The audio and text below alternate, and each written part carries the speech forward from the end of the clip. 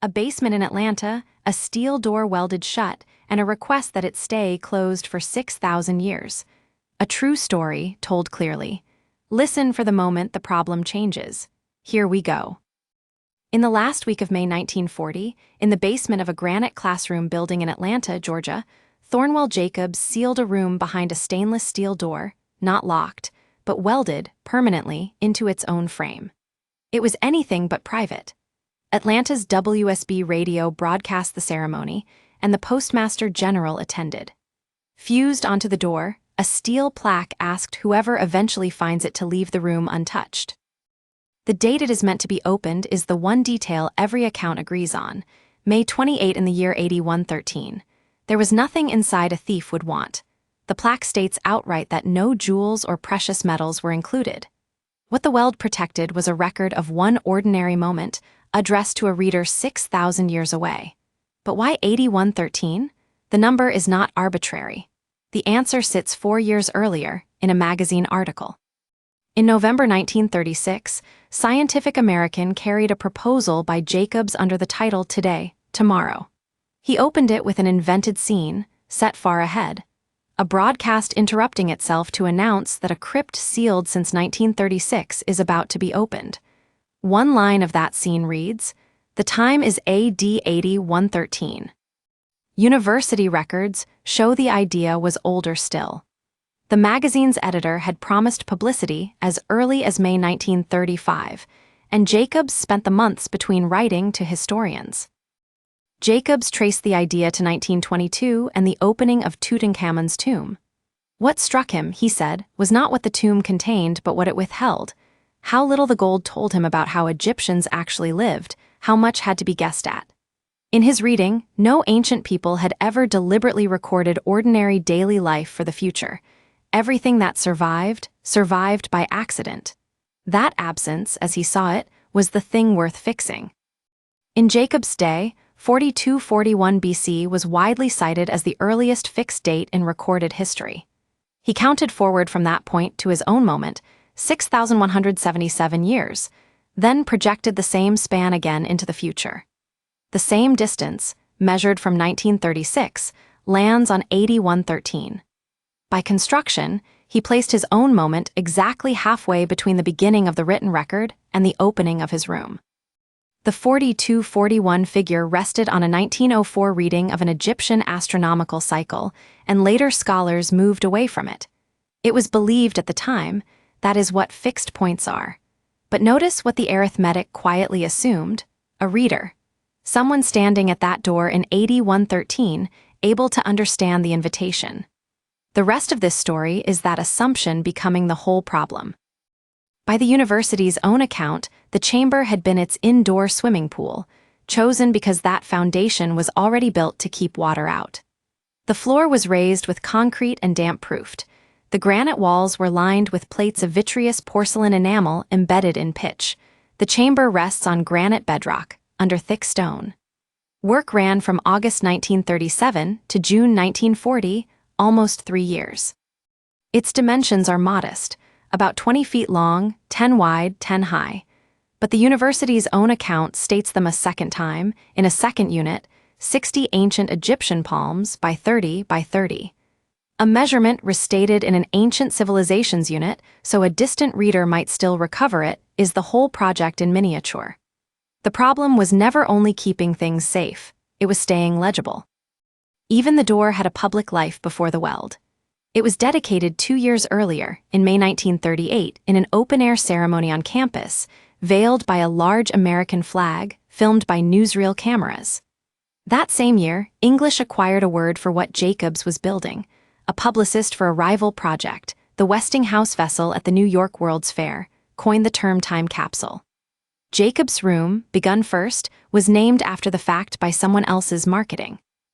An inventory of the ordinary went in, chosen so that nothing counted as treasure. An electric toaster, a desk telephone with a dial, 2 radios, a flashlight, a cash register, a pocket watch, and a woman's wristwatch. Seeds of flowers, vegetables, and trees, about a quart of beer. A denture. Toys, a model train set, dolls, marbles, a rattle. Each item was sealed into a stainless steel canister, lined with glass and filled with nitrogen. The inert gas went inside the containers, not into the room. 2 small clothed mannequins, one male and one female, were sealed inside glass cases. And much of the collection is sound: records of bird song, dance bands, a radio show, and 2 records of Dr. Jacobs' own voice. He sealed his own voice into a room he could never re-enter. 3 phrases from inside this story. First, a denture. A denture is a set of false teeth made to replace natural ones. The inventory lists one on its own line, beside artificial arms and wigs. Jacobs was not collecting treasures, he was collecting the ordinary equipment of being alive. Second, a canister. A canister is a sealed metal container, often a cylinder. Nearly everything in the crypt lives inside a canister: steel on the outside, a glass lining within, and nitrogen in place of air. Third, to seal something up. To seal something up is to close it so completely that nothing can get in or out. In May 1940, they sealed the room up for good, not with a lock, which invites a key, but with a weld. In 1937, Jacobs appointed an archivist, Thomas Kimwood Peters, a photographer and inventor who had approached him after reading about the project in a newspaper. Peters is generally credited as the only newsreel photographer to have filmed the 1906 San Francisco earthquake and fire, and he is credited with inventing the first microfilm camera to use 35mm film. The man who had filmed a city falling down was asked to build a record meant to outlast cities. From 1937 to 1940, Peters and a team of students microfilmed more than 640,000 pages, from over 800 works on the arts and sciences, onto reels of cellulose acetate film sealed in airtight canisters.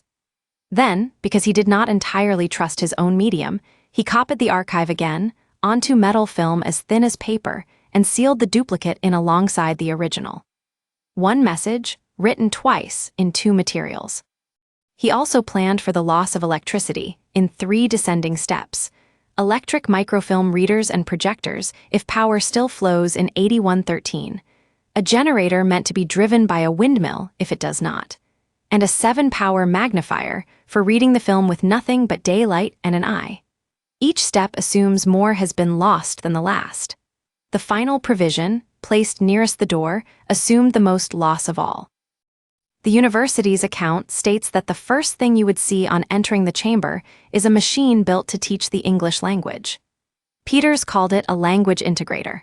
Hand-cranked, needing no electricity and no operator who already knows English, generally described as built on the principle of the mutoscope, the hand-turned viewer of early cinema, with sound. A 1938 newspaper account described it. Turn the crank, and a picture appears, an apple, perhaps, with its word printed beneath, while a phonograph record in the base speaks the word aloud. The crypt's own inventory lists the device as an apparatus for teaching English, in case it is no longer spoken. One 1938 newspaper account adds that Peters began from just 12 words: eat, drink, food, water, sleep, good, bad, come, go, help, love, and beware, reasoning that most elementary actions of life could be carried on with them. 10 of the 12 are survival. The last 2 are love and beware. Language once more, 3 phrases from the second half. First, a reel of microfilm. Microfilm is film carrying tiny photographs of printed pages, and a reel is the spool it is wound on. Peters filled his reels with more than 640,000 pages. Second, a magnifier. A magnifier is a lens, usually with a handle, that makes small things look larger. The crypt's magnifier is 7-power, the humblest reading machine in the room, asking for nothing but daylight and an eye. Third, a windmill. A windmill turns moving air into useful power. What the accounts describe is a generator meant to be driven by one, in case the future has wind but no wires. Jacobs died in 1956, 16 years after the Weld. Peters died in 1973. Neither man could ever test the machine behind that welded door. It can only be judged by a reader at the door with no English and no one to ask. Exactly the condition the room was built to outlast.